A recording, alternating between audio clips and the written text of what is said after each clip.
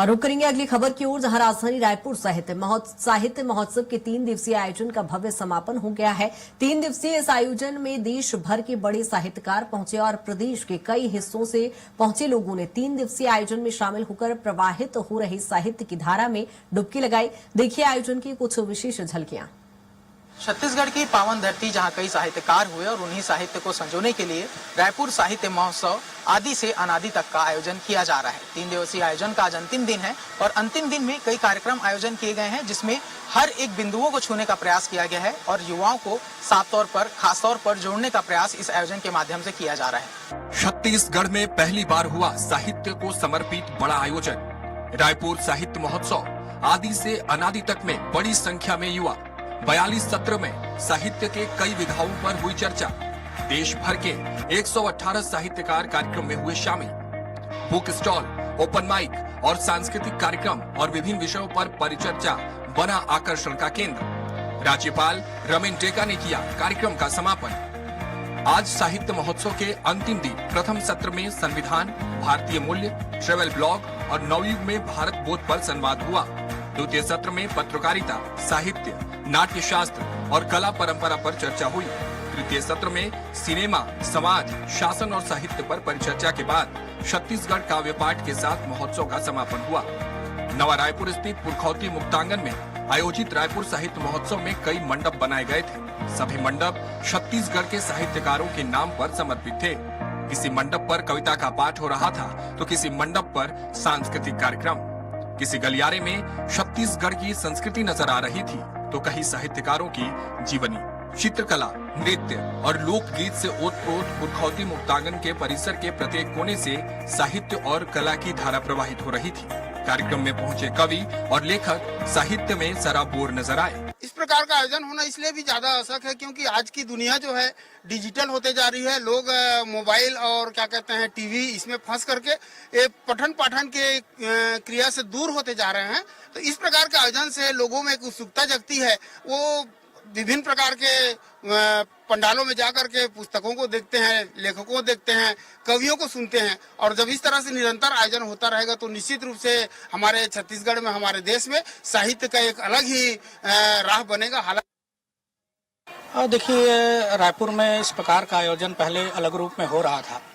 इस बार जनसंपर्क विभाग ने बहुत ही बृहत्तम रूप में इस आयोजन को मूर्त रूप दिया है और लगभग जैसा कि मैं 3 दिन से यहाँ हूँ, एक आमंत्रित वक्ता के रूप में भी और एक दर्शक के रूप में भी, तो लगभग मैं देख रहा हूँ कि जितने भी अलग अलग क्षेत्र हैं उसके जितने भी वक्ता हैं और जितने भी कलाकार हैं, सभी लगभग बहुत ही अच्छा सत्र चल रहा है। काफी सत्र का मैंने आनंद भी लिया।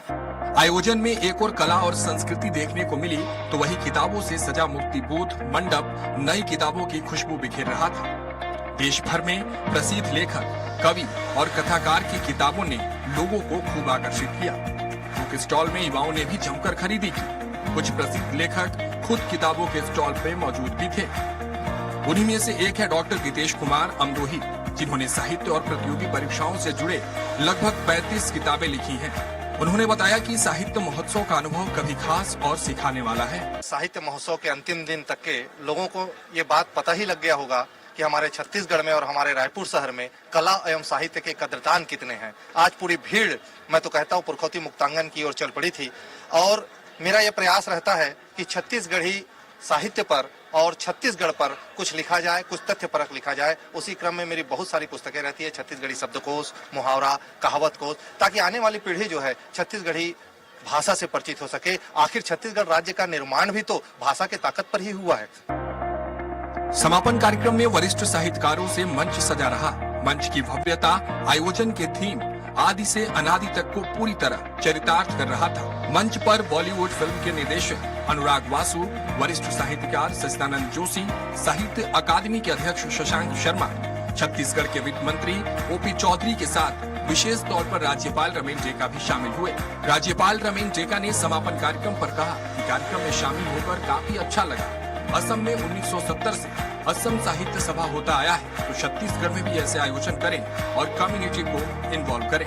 हमें बहुत अच्छा लगा रायपुर में साहित्य महोत्सव उत्सव क्या है, क्योंकि ये साहित्य उत्सव जब करते हैं तो विभिन्न प्रांतों से जो आता है उनसे एक आदान प्रदान हो जाता है और लोगों को मालूम होता है। जैसे हमारा असम में 1970 से असम साहित्य सभा है, बहुत पुराना है और हर बार होता है। इसलिए हम ऑफिस चौधरी को बोला है साहित्य सभा गांव पे ले जाइए और कम्युनिटी को इन्वॉल्व करिए। हमारा वहाँ कम्युनिटी बुलाता है और कम्युनिटी इन्वॉल्व होता है, गवर्नमेंट प्रोत्साहन देता है।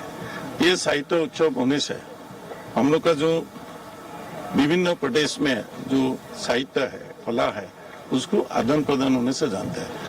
रायपुर साहित्य महोत्सव का समापन हो चुका है, लेकिन ये समापन नहीं है, ये एक नया अध्याय है साहित्य के पन्नों का, जहां पर छत्तीसगढ़ की धरती से लगातार जो साहित्यकार निकल करके आए हैं उनकी यादों को पिरोने का और नए युवाओं के बीच में साहित्य की धारा को प्रवाहित करने का। अब इस बीच में ऐसे आयोजन के माध्यम से तमाम युवाओं के बीच में जिस तरीके से काव्य पाठ को, कविता को, विभिन्न कलाओं को समोया गया है, तो उससे माना जा सकता है कि आने वाले समय में जो छत्तीसगढ़ के युवा हैं वो साहित्य से, काव्य से और विभिन्न तरीके के कलाओं से और भी अधिक जुड़ पाएंगे। और इस बीच इस कार्यक्रम के समापन के साथ सबके मन में एक नई उम्मीद है कि ये कार्यक्रम जो है आने वाले समय में और भी बड़े आयोजन के माध्यम से लोगों को साहित्य तक पहुंचाने के लिए सबसे बड़ा पिरोधार बनेगा। एक रूपरेखा यहाँ से जो तैयार की गई है वो आने वाले समय में लोगों को साहित्य से और भी ज्यादा जोड़ेगी। कैमरामैन दीपेश सोनकर के साथ मैं राहुल अग्निहोत्री, स्वराज एक्सप्रेस, रायपुर।